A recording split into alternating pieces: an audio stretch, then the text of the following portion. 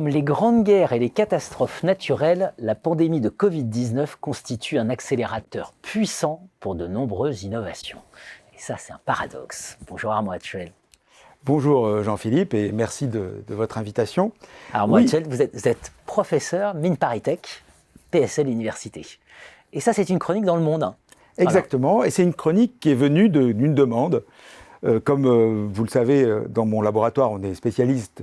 On est au moins censé être spécialiste des questions d'innovation. Beaucoup de gens nous ont demandé, et à la fois en France et aussi dans des conférences internationales, de donner notre sentiment sur, au fond, est-ce que les mécanismes évidents que l'on rencontre dans les grandes guerres et dans les crises comme la pandémie, qui sont des mécanismes accélérateurs de l'innovation, est-ce que ça correspond aux théories que l'on a habituellement de l'innovation ou est-ce que ça nous apprend quelque chose ?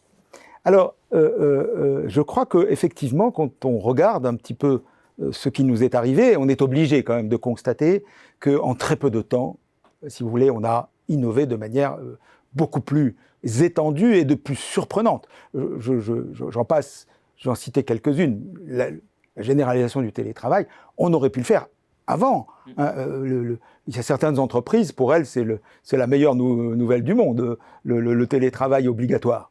Donc, pensez à la télémédecine, par exemple, à la consultation. Pensez évidemment à tout ce que les artistes, dans situation de manque d'espace, ont inventé comme forme nouvelle de partage de leur art. Mais pensons enfin que tout d'un coup, les lois universelles de l'économie, ce qui était impossible...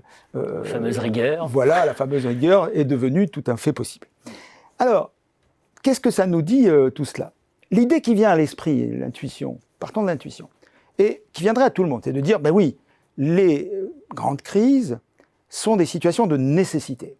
Et les adages anciens nous le rappellent, nécessité fait loi. Et même urgence commande. Alors voilà la sagesse populaire. Évidemment, il y a beaucoup dans cette sagesse, mais il n'y a pas tout. Et c'est ça qui est intéressant, il n'y a pas tout. C'est-à-dire qu'en fait, nous le saurions tous dans notre vie, si à chaque fois que nous sommes dans la nécessité, nous devenions créatifs, nous aurions un univers plus créatif que la moyenne. Donc non, il n'y a pas de lien direct entre nécessité et innovation. Donc qu'est-ce qui s'est passé ? Quels sont les intermédiaires ? Et c'est cela que j'ai voulu montrer, et parce que les intermédiaires qu'on va voir arriver sont précisément ceux que la théorie, et la théorie notamment de la conception innovante, la théorie CECA, dont je parlais, ou Pascal avait parlé ici, nous avait alerté sur ces opérateurs qui vont transformer la nécessité en création. Alors, le premier et le plus simple, c'est de dire non, la nécessité ne fait pas loi, mais elle défait la loi. Qu'est-ce que ça veut dire ? Ça veut dire tout d'un coup, elle vous empêche d'utiliser vos routines. Donc, vous êtes tout d'un coup tout nu, et là, tous les candidats à se substituer à l'impossibilité dans laquelle vous êtes d'utiliser les routines, tous les candidats deviennent tout à fait rationnels. Voilà. Avant, ils étaient trop chers, maintenant, ils sont inévitables. Avant, ils désocialisaient, maintenant, ils les resocialisent. Donc, premier élément, la crise rompt avec le connu. Elle opère quelque chose qui défait la représentation d'une normale. Elle nous plonge d'emblée dans ce qui était discutable, inutile, controversiel, devient au contraire naturel. Donc des tas d'innovations latentes, déjà là, voient en quelque sorte un boulevard vers elle. Mais ce n'est qu'un élément. Il y en a un autre.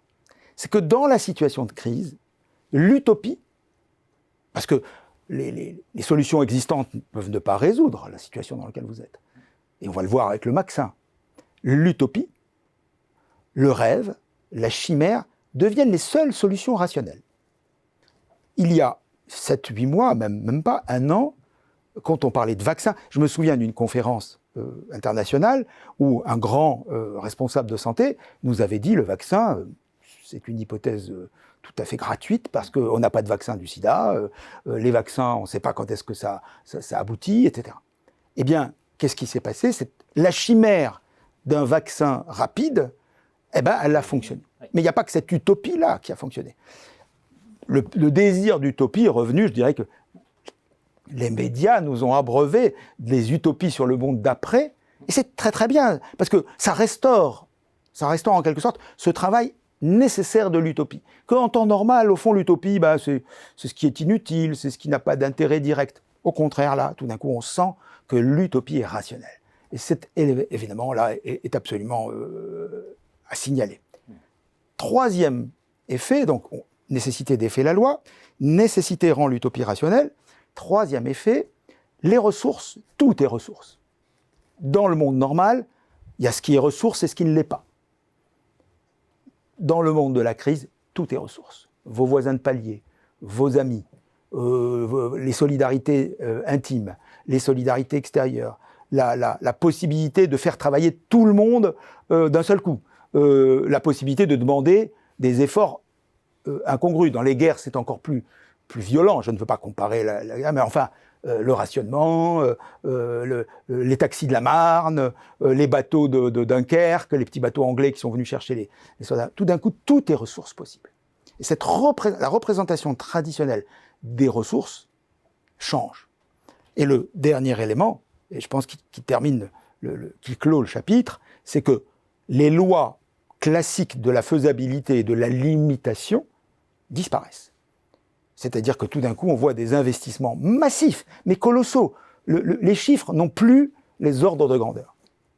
Quand on prend ces 4 éléments, étonnamment, ce sont les mêmes qu'on retrouve dans l'innovation de rupture.